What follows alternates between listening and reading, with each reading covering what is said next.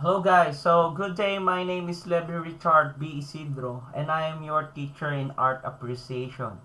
So I'm a graduate of AB Political Science and also a graduate of Master of Arts in Education, major in Social Studies.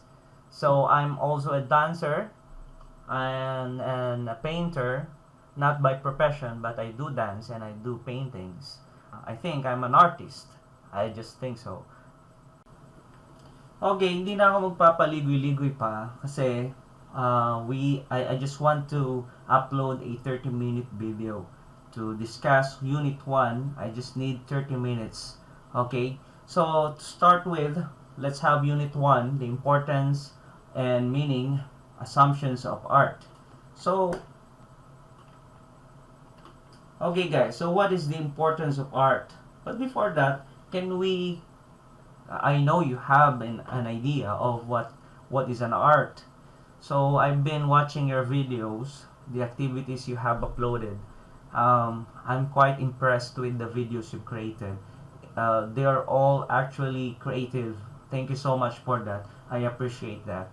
And I know you have the idea of art, and I believe it needs to be, you know, it still needs to be polished and improved. So maybe I could help. Okay, maybe I could help. Yes, there is no question that uh, art is very important to the society. Why? Because without art, we cannot live. We cannot live without it. We cannot live without the cars, the designs, the beauty, the aesthetics. Art is as per se. Therefore, kung ano tayo, yun ang art. I mean, art is coming from humanity. Art is just the expression of humanity. So it is a way, sabi ko nga sa Facebook group natin, art is the way, it is humanity's way to his soul.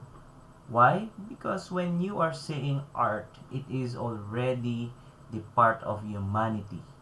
And it is part of his soul. Okay? So, let's move on to the importance of art. Number one, it is a component of dynamic civilization. It is a component, therefore, we cannot separate it. I mean, it is already part of it.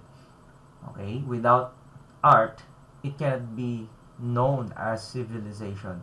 Okay? So, what is a dynamic civilization? A dynamic civilization is a growing civilization, a growing group of people, lumalagong mga tao na civilized by the system, and this system makes the group of that group of people that lets them grow. Okay, so that system is already an art because it is the way human beings express themselves on how to live. So, kung paano ka mabuhay, yung civilization na yun, kung paano sila mabuhay, that is already an art. And it is dynamic, meaning changing. It is growing, it is improving, it is completely day-to-day changing. Okay? So, art is part of dynamic civilization. Dati, ang gamit natin is a keypad cell phone. Now, we are using a touchscreen cell phone. Next time, few more years, we will be using a hologram cell phone, maybe, or any more technological than that. Okay, number two, it enhances daily experiences. How it enhances our daily experiences? Dati ang gamit natin is 3 Mbps internet, but because of the art of technology, the art of technological engineering, natututunan natin to improve it and make it 5, 15, 20. Now we are about to use 100 Mbps of the internet. So it enhances our daily experiences from the low Mbps to a higher Mbps. And also, not that, by different kinds of technology, gadgets, machineries. Those are all arts. Why? It was expressed, or they were expressed by the people who have knowledge to do so. And those artworks and those man-made things are already an art. Okay? So, third, it develops the intellect of younger generation to build a positive character and appreciate natural aesthetics. Actually, I've been thinking about this for more than a decade. Art is an expression that keeps you more intellectual than yesterday. So, what I mean is, kapag ikaw artist ka, on how you perceive things, it differs daily. It keeps you, uh, it keeps you dig deeper into humanity. So kapag ikaw artist ka, when you are drawing, when you're painting, when you're dancing, you are appreciating life more than that, more than yesterday. How? Of course, there is an improvement in art. So when you are painting, you realize you like art, realistic painting. Next time, gusto mo naman yung abstraction, surrealism, and then if you are into music, lately, ang gusto ko, acoustic. And now I want to try the distorted sounds of electric guitar. And in dancing, dati ang gusto ko lang is modern pop locking. And now I'm trying to use the swag. Yes. And so, meaning to say, when you are an artist and you are into art, as you perceive different arts, you are making yourself more intellectual every time you see art differently, in different perspective. The way you see a painting now, when you look at it tomorrow or the other day, when you appreciate things, you will appreciate it deeper. Maybe you need more time to look at it and to dig deeper into the perspective of the artist who made the art. Okay? So, pinapatalino tayo nitong mga arts. Okay? At nagkakaroon tayo ng deeper perspective o mga iba't ibang pananaw, mas malalim na pananaw kaysa doon sa dati nating pananaw. So, it gives also positive point of view and positive characters. Why? Because it is beauty. Okay? We appreciate the beauty of the man-made things. Okay? And also, some photographs keeps telling us that the natural beauty of the world is also an art. But maybe it is an art of a supernatural being or somehow what we call God, by which I believe in God. Okay, I hope you do so. So number 4, it is an essential form of expression and communication. Art is already a way of communication. So when you give your girlfriend a drawing showing a heart without even a letter, your name into it, and her name into it, your boyfriend or girlfriend, you are actually communicating and saying that I love you, you love me.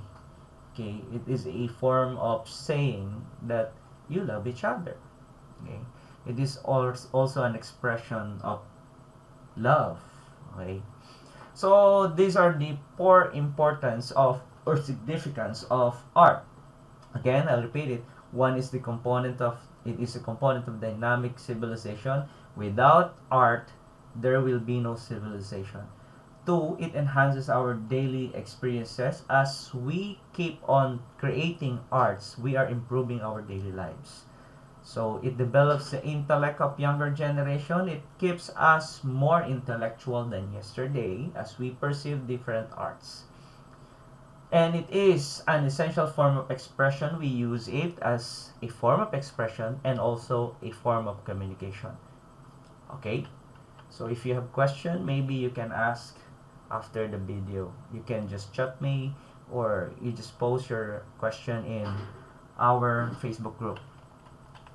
And now, let's have the meaning of art. There are different definitions of art. Actually, it cannot be limited into one definition. Why? Art is something that is formed by imagination, and imagination does not have any limit. Okay, so in French, art skill as a result of learning or experience or practice. So when you practice things, when you practice creating, okay, it will be a skill and it will be your art. In Latin, it is ars, ability or practical skills. Of course, when you have skill, you practice it, and then you earned it, you gained it. Naging sa'yo yun, so that is a skill, that is a skill. So in medieval Latin, ars, any special form of book learning such as grammar, logic, or astronomy, because grammar, logic, and astronomy are all arts. These are all arts. Okay? So, art has three different ways on defining. Okay? One is art as an ability. Okay? Art is an ability because it is the skill of man to make things. So if you have the capability or the power to create as an individual, that is an ability. So art is the ability to create things. Okay? So kapag ikaw, you are dancing, you are creating moves. That is already an art. When you are a musician, you are creating sounds. Okay? When you are a sculptor, you are creating something from a bark of tree, okay, or in a canvas, or any kind of media that you can use. Okay, it is an ability, beautiful and stirring. It is imagination and creativity. It is an ability to what? Create beauty, stirring what is already beautiful and yet creating it more beautiful. And it is an imagination and a creativity. It is your ability to create beauty out of beauty and stirring that kind of beauty into to a more beautiful thing.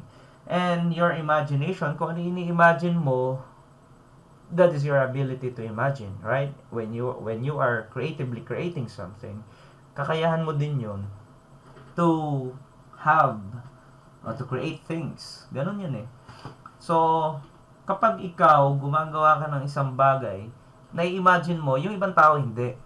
Okay? Bakit? Because you have different ability with different people. Okay? So, that is an art. It is an ability to create things. Art is also a product which is the completed output of what you have processed or what you have tried to create. Okay? So, kung ano yung product ng ginagawa mo, that is already an art. Sometimes, I do this. When I am creating things out of some things, okay, ang ginagawa ko, pinagsasama ko yung mga sira. And then, kapag nabuo ko na siya, wow, great. I have actually created an art. So, example, itong setup ko ng PC, yung mga drawings ko, kapag ka nagdo-drawing ako at sablay yung mga linya, I just created another, I just add some lines more hanggang sa makabuo na naman ako ng panibago. Well, that is the product. So that is already an art. No matter what kind of product it would be, it is already an art. No matter how ugly it is for the other people, but for you, it is already an art. Why? Because you express your ideas, you express your imaginations, and you just executed it, and the product had been that art. Okay, so that is already an art. It was your expression. So it is also a process on how you did it, how you create things. Okay, the pictures, the works you have created, the process you create things, that is already an art. So one is, it is an ability, second, it is a product, and third, it is a process. That is an art. As long it comes from you, it is an art. The reason why I keep on telling you that do what you have understood in my instruction, gawin nyo lang kung ano yung nasa instruction, at ang sinasabi ko sa inyo, it is already an art. And sinasabi ko pa ulit-ulit sa inyo na kung paano mo siya na-interpret, gawin mo siya because I want to see your imagination. So, definition of arts by popular thinkers. Okay? Okay, so, number 1 from the definition of arts by popular thinkers. One is Plato. Okay, so let's look at Plato's. So, according to Plato, art is that which brings life in harmony with the beauty of the world. Guys, the world is so beautiful, let's admit it. Why? Because it had been created by a supernatural being, or tawag ko nga ay Diyos. So, anything that had been created by God is beautiful. Okay? The only thing that God created with a soul and a spirit is that human beings. Okay? So the human beings, they jive with the world because they have the soul and spirit that can connect with the beauty of the world. So ibig sabihin, ang tao lang ang kayang kumonekta sa beauty ng daigdig because they do understand things, especially beauty. But a plant cannot say that the world is beautiful. Animals cannot say that the world is beautiful. So, it connects, or our art connects with the world. So, tayo lang ang nakaka-appreciate ng beauty ng daigdig eh. Okay? Kasi nga, we have the soul and we have the spirit. Human beings are beings with body, soul, and spirit. But the world per se, we can say that they have the soul and they have the spirit. They do not have the power to choose. They do not have the power to reason out things. They don't have the intellect and the will. Okay? So, through art, as we change the world, okay, we are harmonizing with the world. Okay? We jive with the world. Even it means destruction. Kahit naggunaw-gunaw pa yan, sometimes destruction is beautiful. Death is beautiful. Sabi nga ni Jack Ma, okay? That is beautiful. Let's embrace it. However, I'm saying that ang art natin, tayo, at ang buong daigdig nagja-jive because we are turning the world according to we are changing the world according to our imagination. So, tayo as human beings, we are changing the world. Okay? And sometimes, it is dangerous. Sometimes, it is a good news. Depende kung paano mo siya titingnan. Pero, sa pamagitan ng sinasabi ni Plato, sinasabi niya, o sinasabi ko rin, na tayo ay connected at nagja-jive, nag-harmonize sa buong daigdig. Nagkakaroon ng buhay ang relasyon natin sa daigdig at sa tayo because of art. Okay? And number 2, John Dewey. According to John Dewey, art is an attitude of spirit. Sabi ko nga, galing yan sa kaluluwa natin. Galing yan sa espiritu natin. Ang tao, kapag gumagawa siya ng bagay, nagmumula yan sa isip at nagmumula sa puso. Nagmumula yan in our soul and in our spirit. The body is just a medium to create our state of mind or the attitude of the spirit. Naniniwala ako na ang tao ay may kaluluwa, naniniwala ako na ang tao ay may spiritu. So whenever we are creating art, it is a form of showing what's inside your mind and what's inside your spirit. So what that demands is own satisfaction. Of course, ang spirit natin, ang mind natin, it needs satisfaction or they need satisfaction. So we can do that and we can fulfill that sa pamagitan ng art. A shaping of matter to new and more significant form. So kapag gumagawa tayo ng isang bagay, we are changing a matter into another form that is already an art. Ako, I would suggest guys that you turn yourself into an artist. Kasi yung kalungkutan nyo, kung kayo nalulungkot, pwede nyo express through art.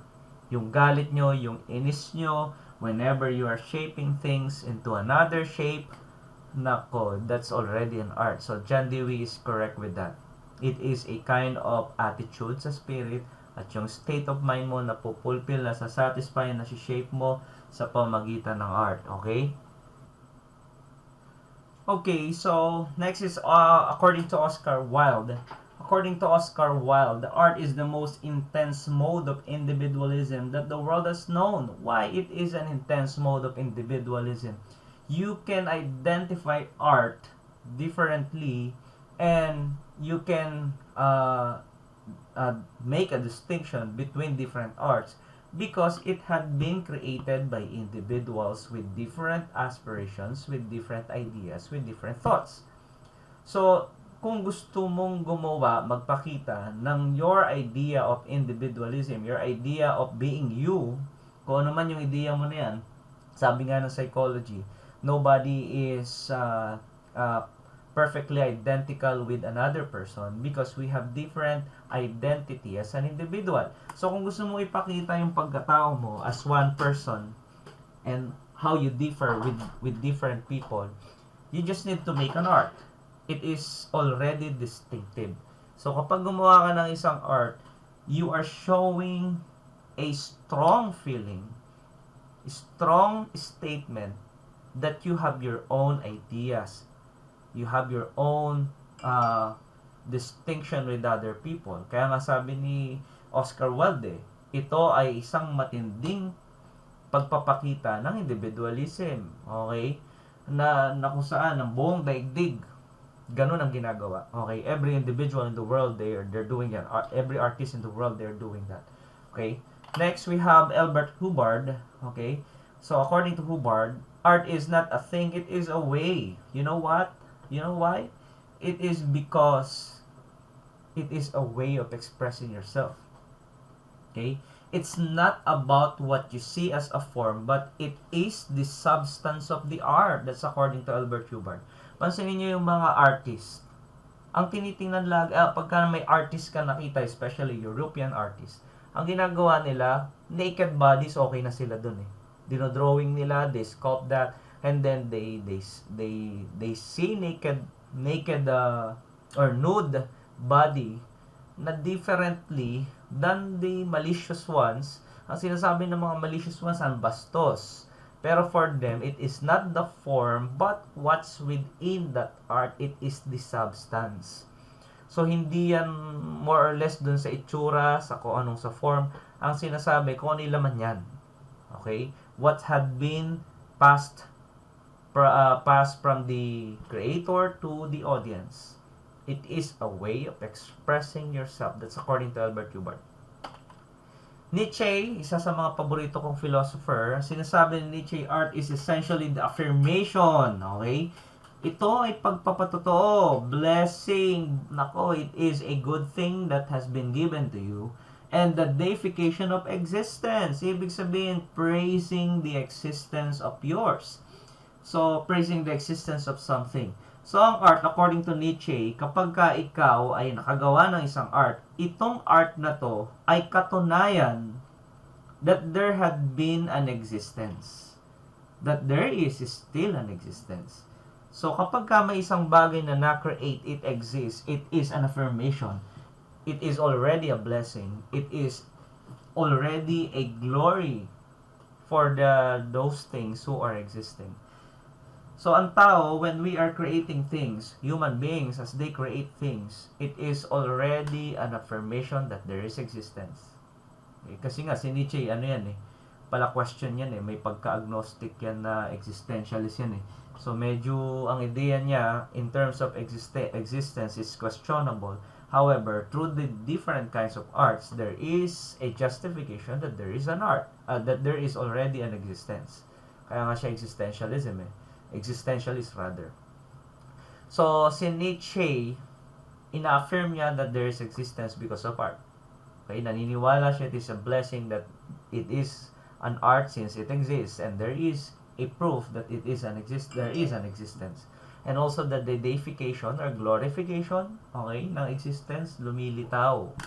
Kasi nga, he's looking for the definition of existence. That's Nietzsche. So, 4 common essentials of art. 1, bakit, ano yung mga dapat na kailangan natin tandaan o mahalaga, ma-identify components of art para masabi na ito ay art. 1, it should be man-made. Okay, kailangan gawa ng tao. Why? Because anything that had been created by human mind, human body, human spirit, that is already an art. Okay? So, art must be creative, not imitative. Somehow I believe this, but somehow it's part of me not saying that it is true. Why? Art must be creative, that's true, I believe that. but not imitative. Maybe, siguro, kung i-check natin yung imitative dito, I believe it is not actually imitating, but creating your own interpretation, your own idea of it. In short, kapag ikaw gumawa ka ng art, kahit imitating pa yan, kahit kinopya mo pa siya, you interpret beauty, you interpret that thing you are copying or imitating differently. So it is already your creative way of creating what he had created already. So hindi siya imitative, okay? So ibig sabihin, hindi tayo nag-imitate, but actually kinokopya natin siya pero creatively based on our distinct idea. So, it's not imitative. So, kahit na kumopya ka, kinopya mo, dinrawing mo, yung drawing niya, na dinrawing niya yung isang pinagkokopyahan niya, yung pinagkopyahan mo, nung kinopya mo yan, may sarili kang idea or interpretation of lines, colors, and how you see the drawing per se. That's already your own creative art or artwork, okay? So, it's not imitative. So, art is expressed through a certain medium. Okay?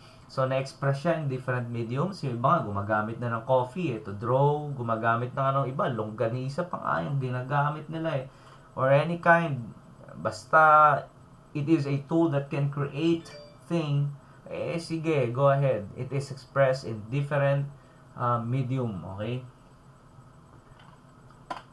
Art must be beneficial, or it must benefit and satisfy a man. So, benefit. So, kapag na-benefit ka in a way na na-indulge mo yung sarili mo with the beauty, that is already a benefit. Nag-enjoy ka, naging masaya ka, okay? Nalungkot ka, nanood ka ng movie, that is an art. Tapos, natakot ka, nagalit ka, nasatisfy ka, okay? That's already an art. So, let's go on with the art history. Napakabilis ng oras. Sabi ko 30 minutes lang. But I will make it short kasi sayang, no? Baka mahirapan tayo mag-upload. So, art history. It is a discipline of studying arts through the lens of history. Therefore, ang art history ay pag-aaral kung kailan nagawa yung art, o pinag-aaralan yung art, kailan, sino, kailan, ano yung setting. So, parang history lang yan. Kung ano yung naisulat, kailangan pag-aralan scientifically. So, art history, it is a discipline of studying arts through the lens or through the timeline of history. So, it involves dealing with the objects and works of art in their historical development and stylistic context. So, kung nung dinrawing ba ni Leonardo da Vinci yung Mona Lisa, kailan ba yon? Ano ba yung laman nun? Ano yung substance nun? No? Yung painter nun, sino gumawa nun, kung ginawa ni Da Vinci yon, kailan yon, ano yung setting nung date na yon, ano yung nangyayari sa isipan nung painter. Okay, so yan yung pinag-aaralan sa art history, including sculptures, songs, literatures, etc. So in simple terms, the job of art historians is to study visual and tangible objects humans make and map them in history. So, lahat ng mga arts na ginawa ng tao from the past, from the old past, sige, that's part of the job of the art historians. So, in studying art history, historians ask a series of questions. Ito yung mga yon, mga tanong nila.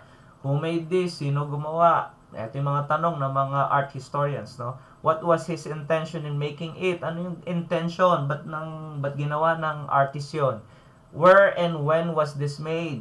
Kailan, saan ginawa? What was happening around the artist at the time? Paligid nga ng artist, anong nangyari? They need to know it. That's part of the job of the art historians. Who or what is the subject? Sino yung subject? Ano yung subject? How is the subject represented? Paano siya pinirepresent? Is it nude? Is it with something or covering the whole body? Or if it is a thing, kinulayan ba yan? Okay? How was this made? Paano siya nagawa? Anong style? Okay? How did the artist audience receive the work? Natuwa ba yung mga audience? Nagalit? Nainis? Na-appreciate? What did it mean for them during that time? Anong meaning nito sa kanila? Lalo spolyarium. Nako, kapag chinek nyo spolyarium, ni Juan Luna, uh, ang mga Filipinos, they would appreciate that. Pero yung mga normal na mga tao, hindi nila, the foreigners, they could not appreciate that. Pero, during the time of Spaniards' time in the Philippines, napaka-appreciative niyan, o napaka-sarap i-appreciate niyan, kasi nga, it is the representation of barbaric attitudes of the Spaniards towards the Filipinos. So, kung paano nila sinasaktan, binubugbog, pinapatay ang mga Pilipinos, yun yung pinapakita o nire-represent ng spoliarium. So, different audience with different times, depende yan kung paano nga nila i-interpret, depende rin sa setting, okay? So, the meaning of humanities. What is humanities? Humanities is not a singular term, but always a plural term. So, you cannot use humanities is, humanities are, okay? So, the study of art belongs to the discipline of humanities. Sabi nga nung iba, humanities, ang singular niya, humanity, pero hindi natin pwede ikumpara because humanity is not a discipline but a subject. So, humanities are the subjects or disciplines that discuss about art and anything that is in the philosophy of humanities, okay? So, question puzzling the existence of man have been asked since the time of immemorial, meaning to say na immemorial, lumang-luma pa. Ano yung mga questions nila in the old times? What am I? Ano ba ako? Ano ba tayo? Why am I what I am? Ano ba ako? Bakit nandito ako? Ano yung gagawin ko rito? Why am I in this world? Okay? So, ganyan ang mga pag-uusapan natin, especially here in this subject. Okay? And art answering this question boils down as records of man's quest for answers to the fundamental questions he asks about himself and about life. Okay, yung mga arts na nagawa ng mga unang panahon pa until now, those are the answers to the questions of humanities such as, meron ba Diyos? Okay? Sino ba yung Diyos? Ang tao ba'y namamatay? Bakit? Okay? May kasalanan ba talaga ang tao? Do they need to die? Bakit may death? Pwede namang mabuhay na lang. Who created us? Okay? Those are the questions of philosophy. And that's part of humanities. Siyempre, ang sumasagot niyan, arts. Humanities include literature. Yan. Mga writings, music, and arts. Through humanities, we learn what it is to be human. So, through humanities, malalaman mo kung paano ba naging human yung mga human beings in the past until now. Okay? Tingnan mo na lang yung mga drawings and paintings sa mga artists ng araw, mga kanta ng mga araw. Kapag kinumpara mo ngayon, yun ang dinidescribe ng pagkatao ng mga tao. Okay? So, mga example niyan. Yung kantang, yung mga kanta ngayon, di ba? Yung parang Neneng B ang kanyang katawan. O, Diyos ko, ikumpara mo yan sa yesterday. All my troubles seem so far away. Okay? Ang ibig ko sabihin, nagbago na ang humanity and it can be shown or it can be seen through the arts. Makikita mo na yung differences ng literature, ng music, ng art. So, nagbago na ang tao mula nung araw hanggang ngayon. Okay? So, in the 21st century, there is a focus on the study of science and technology kasi nga, very scientific and technological ang 21st century. Sino ba yon? Tayo, kayo. Okay? Arts and humanities seem to belong to the past. So, parang lumilitaw ngayon yung arts and humanities ng araw, nung araw pa. Kaya nga sabi ko nga ngayon, may auto-tuner na tayo pag kumakanta. Meron na tayong mga different gadgets to distort sounds, to distort paintings. Ngayon nga, digital na ang art di ba? So, nababawasan daw yung humanity. Sabi nga nung iba, wala na raw. Okay? But I do believe that there is still humanities in that part of science and technology. The modern definition of humanities aims to shape our subjective energies, feelings, attitudes, aspiration in accordance with particular view of the social world in which we dream, we act, and fulfill ourselves. So, the modern definition ng humanities, ito na. Okay? Pag binabago mo na yung subjective feelings mo, yung attitudes mo and aspirations, na nakadirect sa perspective ng social world o ng buong daigdig, kung ano yung dinidream natin, the way we act and we fulfill them, yun ay considered as part of humanities na. Okay? Sabi ko nga, digital man yan, it can be considered still as an art. Okay? Kasi yan, science and technology, part naman ng art yan ng tao eh. Okay? So, art appreciation, so it is an attitude toward art. Ano ba yung attitude mo toward an art? Pangit, nagagandahan ka ba, napapangitan ka, ang tawag doon art appreciation. It allows us to understand deeply the purpose of an artwork and recognize the beauty it possesses. Pag tumingin ka ng isang painting, nakita mo that. Okay? Some people, sasabihin lang, ano ba yan, ang baduy. Okay? But whenever you are thinking and contemplating deeply regarding the subject, regarding the art, tingnan mo mabuti, ma-appreciate mo rin yung ginawa ng artist. There is a reason why he made it like that. Okay? May reason yun. Okay? So, art appreciation ang tawag natin doon. So, art appreciation involves creativity. Okay? So, creativity involves creation. Creation in art refers to the act of combining or reordering already existing material so that a new object is formed. So, pag gumagawa ka ng isang bagay, pinagko-combine mo, binabago mo yung form, nire-reorder mo yung mga dating mga materials mo, isang subject mo, nagiging bago nga yan ang tawag creation. That is based on your creativity. Okay? Kaya nga sabi ko kanina, creativity involves creation, na kung saan you are thinking, reordering, combining different existing materials.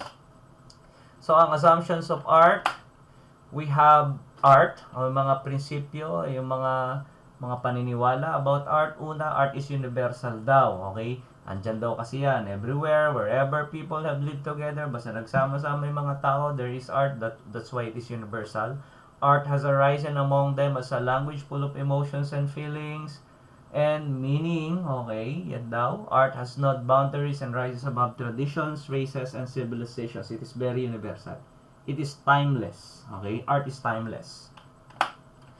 Art is not nature because it is man-made, okay? So, art is synthetic since it is either an imitation or even an infringement of truth and nature. So, art involves experience. Siyempre, kapag ikaw nakagawa ka ng art, it is based on your experience. It is seeking participation and you are experiencing it as a process. Every art has something to do with some physical content. Okay? Siyempre, yung form. Okay? Yung na-experience mo, nahawakan mo, texture. Okay? 3 major experience of art. 1, experience that an artist wants to communicate. Ano ba yung gustong ipakita ng artist? Okay? Example, gusto mo ba matatakot sila, matutuwa sila, magagalit sila? Okay? Ano ba yung galit yung artist? Gusto i-communicate sa mga audience, magagalit din sila. Okay? Dapat na-experience niyo, no? Experience that an artist wants to communicate. Na-experience niya, gusto niya share. So, experience in creating the artwork, habang ginagawa mo siya, there is experience. O, di ba nga, there are times si Jose Rizal, nung ginagawa niya ang No Limit ang Hiret, El Filibusterismo, frustrated siya eh, di ba? O, pero minsan naman, masaya siya, okay? So, that experience is part of the experiences in artwork. Experience after creating the artwork, syempre, after mong gawin yon, anong ma-experience mo? Audience experience of art. Ano yung mga experience ng audience? 1 is sensory response. Siyempre, maganda ba yan? Napatingin ba sila? Emotional response, naiyak ba sila nung nakita nila? Intellectual response, tumalino ba sila? May natutunan ba sila? Okay? So, art as an expression, of course, it is an expression kasi you convey some, some human reality insights. Okay, psychological insights. Okay. Art as a form of creation. Siyempre, kapag ikaw nag-create ka ng isang art, that is already a creation. So, functions of art. 1, functional. Yung isa naman, non-functional. So, functional, directly useful. Siyempre, mga architecture niyan, mga buildings, bahay, weaving, pag nagaganon, sulse, furniture making, gumagawa ng furnitures, industrial design, yung mga machines natin, etc. Siyempre, it's directly useful. And non-functional naman, hindi siya directly useful kasi through the beauty perceived by the eyes only. So, gaya ng paintings, sculptures, literature, pati sa tenga, music, and theater, etc. How does art serve us? 1, it is personal. It can be it can educate our senses and sharpens our perception ng color, ng form, textures, design, sounds, rhythms, and harmonies in our environment. Social, syempre, influence. Okay, the collective behavior of people na may makita ka dyan, nakalagay.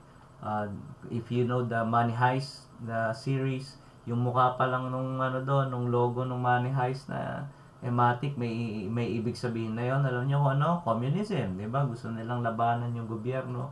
Okay, rebellion, revolution, yan kasi yan eh. So, may kinoconvict ka na, o may dinedepict ka na meaning doon. So, you're influencing collective behavior.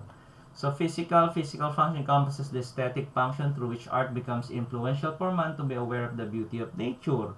So, physical, syempre, makikita mo yung beauty ng, ng mga bagay-bagay. Kapag ka may binago ka, you change something physically, there is a beauty. So, that's physical function, okay? Yung aesthetic function ng mga arts natin na kung saan nagiging maganda ang tingin natin and we are appreciating that. That's physical function of beauty. Art rather. So, basic philosophical perspective, art as mamisas, okay? Mamisas. Kay Plato, ano yung mamisas? Wala, lahat daw ng artist sa mamisas, lahat daw ng artist ay creation, no? All artistic creation is a form of imitation. No? It is a form of imitation nga. That which really exists in the world of ideas. It is a type created by God. The concrete things man perceives in his existence are shadowy representations of this ideal type. Sabi ko nga kanina, the beauty of the world is just the shadow of the beauty what's in the mind of the divine bounty. So, kung ano man yung nasa isip ng Diyos na nag-create ng buong daigdig, buong universe, beauty nun, walang-wala yung beauty dito. So, imitation lang. So, parang sinasabi niya, the world's beauty is fake and imitation. The original beauty is in the mind of the divine bounty. Art as representation by Aristotle, represent nga yung real things. Okay? So, representation to be with the viewer and the real. Art for art's sake. Sabi ni Kant, art needs no justification. Wala lang. Just trip mo lang. Gumawa ka lang ng isang bagay. O kahit nga, hindi mo ipaliwanag politically, walang ibig sabihin, didactic, o ano pa man, walang reason. Okay? Meron na yan mismo. Ginawa mo pa lang siya, may reason na siya kung bakit siya nag-exist.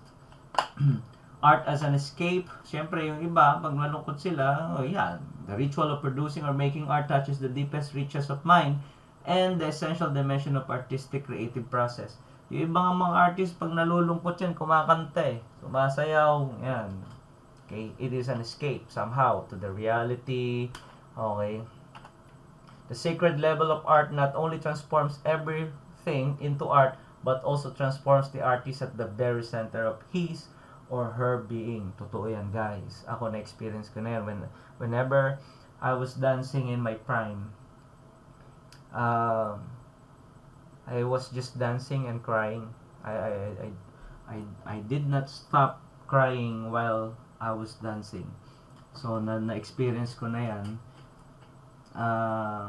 Parang I feel satisfaction whenever I'm in the peak of my emotion when I'm doing my art. So, yung level nun, kapag naramdaman mo yun, it's very, very fulfilling and satisfying, class. So, that's the unit 1. Okay. So, I have nothing to say anymore. I think I want to see you face to face kung po pwede. Pero let's see. Let's find out. I will upload this. Okay. See you. If you have any question, just post it in the group. And thank you so much for everything. And thank you so much for finishing the video. Kung matatapos niyo, sana tapusin niyo. And I'll post some activities, questions na pwede natin gawin. Okay? Okay, that's all for today. So, my name again is Levi Richard B. Isidro and I'm your teacher in art appreciation. See you next time. See you next meeting.